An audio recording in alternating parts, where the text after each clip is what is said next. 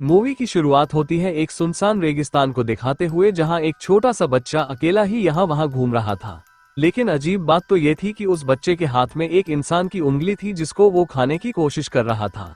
फिर सीन यहाँ से शिफ्ट होता है और हम विंडम नाम के एक आदमी को देखते हैं जो कि एक प्रोफेशनल फोटोग्राफर था।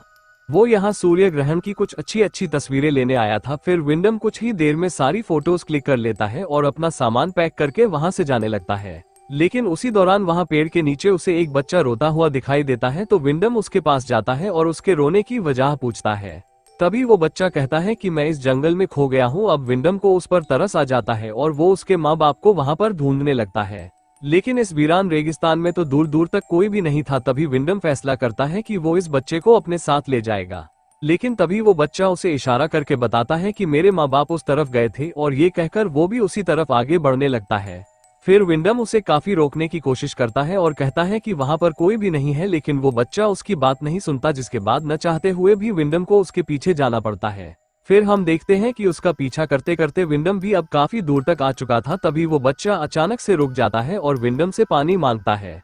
तो विंडम उसे पानी देता है और इधर उधर रेगिस्तान में देखने लगता है। अब उसे महसूस तो हो चुका था कि वो लोग काफी दूर आ गए हैं और अब उन्हें यहाँ से निकलना कैसे है, जिसका उसको भी कोई अंदाजा नहीं था। तभी पानी पीते ही वो बच्चा विंडम की तरफ देखकर मुस्कुराता है और वहां से भाग जाता है, जैसे कि वो यही चाहता था कि विंडम यहाँ पर आकर फंस जाए। और आगे कुछ ऐसा ही होता है। अब विंडम को तो यहाँ से बाहर निकलने का रास्ता पता ही नहीं था, जिस वजह से वो यहाँ पर भटक जाता है और चलते चलते थोड़ी देर में वहां पर अंधेरा भी हो जाता है।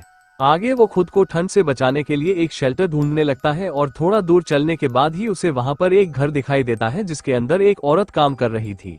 और वो घर पहाड़ से थोड़ा नीचे था, लेकिन नीचे तक जाने के लिए वहां एक सीढ़ी लगी हुई थी। अब विंडम के पास रहने की और कोई जगह तो थी नहीं, इसलिए वो सीढ़ी से नीचे उतरकर उस घर की तरफ चला जाता है और वहां जाकर उस औरत से मिलता है जिसका नाम अलीना होता है। फिर हम देखते हैं कि अलीना थोड़ी सी अजीब थी, क्योंकि विंडम को अपने घर में देखने के बाद भी वो कोई रिएक्ट नहीं करती और न ही वो उसे कुछ पूछती है। लेकिन विंडम अलीना को अपने बारे में बताते हुए कहता है कि मैं रास्ता भटक गया हूँ और मेरे पास रहने के लिए कोई जगह भी नहीं थी, तो मैं यहाँ पर आ गया। और ये सुनने के बाद भी अलीना कोई जवाब नहीं देती। फिर थोड़ी देर बाद अलीना उससे कहती है कि अंदर आ जाओ और खाना खा लो। अब विंडम को यहाँ पर कुछ अजीब लग रहा था, लेकिन ठंड से बचने के लिए वो अंदर आ जाता है और खाना खाने के लिए बैठ जाता है। आगे अलीना उसे वहीं रुकने के लिए कहती है और सोने के लिए एक रूम भी दे देती है। इसके बाद जब अलीना कपड़े बदल रही थी तो विंडम उसे छुपकर देखने लगता है, जिसके बाद वो भी सो जाता है।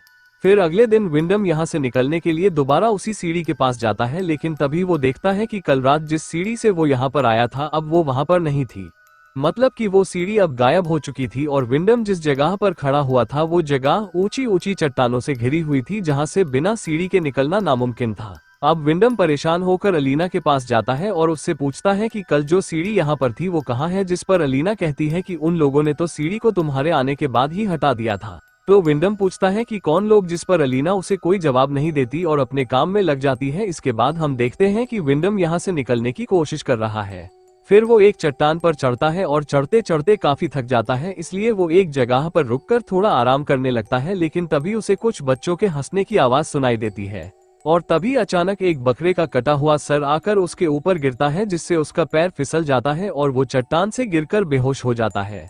फिर रात को जब उसे होश आता है तब वो देखता है कि जिस हथौड़े से वो चट्टान पर चढ़ने की कोशिश कर रहा था वो उसके पैर में घुसा हुआ है, जिस वजह से उसके पैर में बहुत दर्द होता है और वो चीखने चिल्लाने लगता है। तभी विंडम की चीखने की आवाज सुनकर अलीना वहां पर आ जाती है और उसे अपने साथ घर के अंदर ले जाती है। आगे पूरी रात विंडम यही सोचता रहता है कि आखिर वो कौन है जो उसे यहाँ से जाने नहीं दे रहा है। फिर ये बात वो अलीना से भी पूछता है, लेकिन वो उसे कोई जवाब नहीं देती।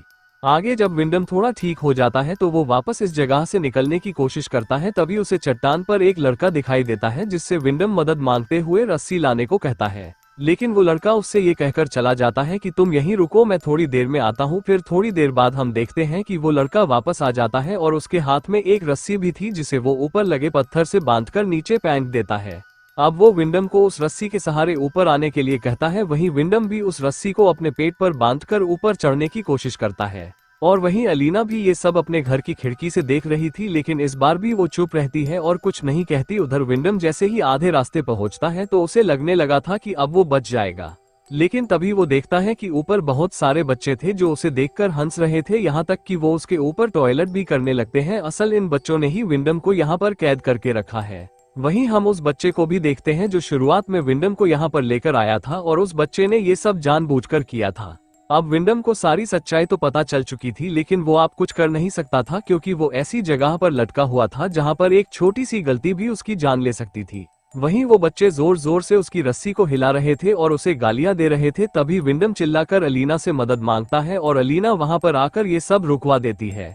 लेकिन तभी विंडम का सर चट्टान से टकरा जाता है और वो बेहोश हो जाता है। अब विंडम को ये लगने लगा था कि वो कभी भी यहाँ से निकल नहीं पाएगा। साथ ही वो ये सोचता है कि शायद अलीना को भी इन्हीं लोगों ने यहाँ पर कैद करके रखा है और जब वो यहाँ से निकल नहीं पाई तो उसने इसी जगह को अपना घर बना लिया। लेकिन अजीब बात तो ये थी कि वो बच्चे इन दोनों को मारना नहीं चाहते थे, बल्कि वो तो इन्हें खाना पीना सब टाइम पर दिया करते थे। फिर अगले दिन विंडम वहाँ पर सब्जियां उगाने की कोशिश करता है ताकि उसे यहाँ पर खाने पीने की कभी कोई कमी ना हो। तभी चट्टान के ऊपर लैप नाम का एक लड़का आता है जो कि उन्हीं बच्चों के ग्रुप में से एक था। वो विंडम से पूछता है कि तुम क्या कर रहे हो, जिस पर विंडम कहता है कि मैं पौधा उगा रहा हूँ।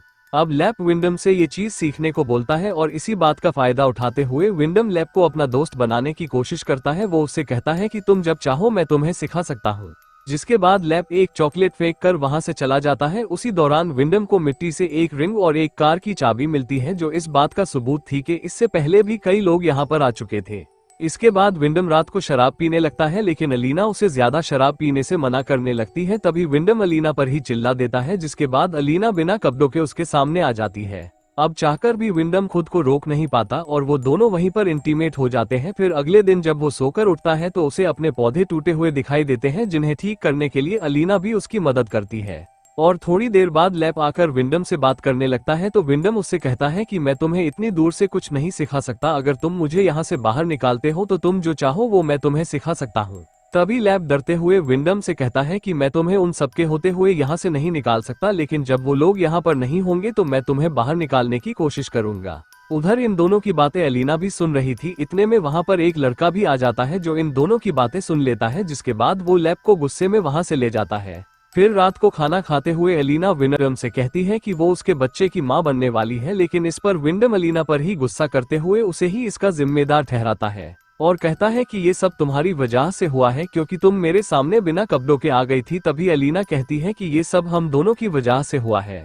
अब ये सुनकर विंडम चुप हो जाता है और उसी रात हम देखते हैं कि वो सभी बच्चे कुछ रिचुअल कर रहे थे और बहुत ज्यादा गुस्से में थे।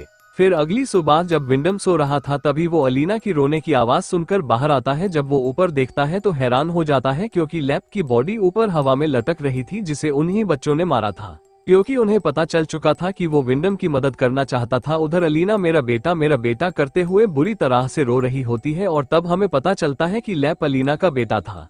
तभी अलीना विंडम पर गुस्सा करने लगती है और कहती है कि तुम्हारी वजह से मेरा बेटा मार दिया गया। जिसके बाद वो विंडम को 9 महीने के लिए एक पिंजरे में बंद कर देती है, जिसका मतलब था कि जब तक अलीना अपने बच्चे को जन्म नहीं दे देती तब तक विंडम को इसी पिंजरे में रहना होगा। अब उस पिंजरे में रहते हुए विंडम की हालत जानवरों जैसी हो जाती है। हालांकि अलीना उसे खाने पीने को सब कुछ देती है, लेकिन अब अलीना को विंडम से कोई मतलब नहीं था। फिर एक दिन विंडम चट्टान पर एक लड़की को खड़ा हुआ देखता है और उससे मदद मांगने की कोशिश करता है, लेकिन तभी वो बच्चे आकर उस लड़की को भी मार देते हैं। इसके बाद अलीना खाना लेकर विंडम के पास आती है और तभी विंडम अलीना से पूछता है कि तुम ये सब क्यों कर रही हो, तुम या तो मुझे आजाद कर दो या तो मुझे मार डालो। साथ ही वो उससे ये भी कहता है कि मैं तुम्हारे बच्चे का बाप हूँ, लेकिन इस पर अलीना सिर्फ उससे इतना ही कहती है कि तुम सिर्फ एक बीज हो और ये कहकर वो वहाँ से चली जाती है।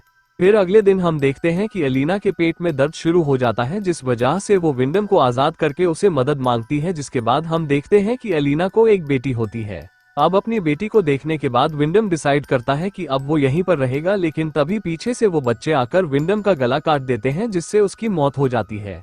इसके बाद वो बच्चे अलीना से कहते हैं कि माँ आपने जो कहा था हमने वो कर दिया, यानी कि ये सभी बच्चे अलीना के ही थे और इससे पहले भी अलीना के और कई मर्दों से संबंध थे और उनसे ही अलीना को ये सब बच्चे हुए थे।